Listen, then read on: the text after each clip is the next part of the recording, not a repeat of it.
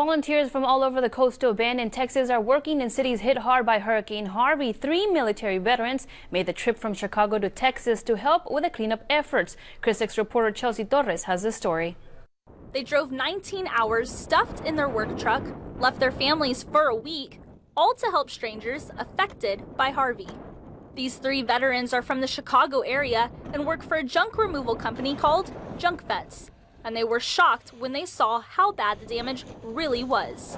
These people didn't need a lot of help down here, and we're very fortunate to come down. A lot of people in America want to come down.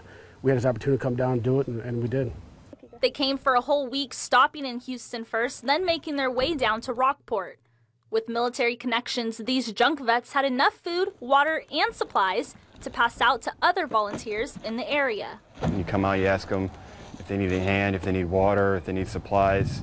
Just the other day we saw a lady just in tears because her house was completely gone. You know, she was grateful that we were there helping. These veterans knew that what they were doing would help so many people that have been affected by Harvey, and they were just grateful to come down to the coastal bend and help as much as they could.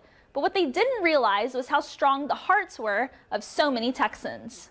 You always hear about Texas, it's different, and it is. These Texans they're tough and resilient. These veterans have seen many faces in need of help throughout the world, and for them to be on the coastal bend during this time has changed their perspective of life. It makes you cherish life more. Back at home, we don't have disasters like this, and you know, it's at the same time it's sad, but it's just about coming out and helping out. Chelsea Torres, Chris 6 News.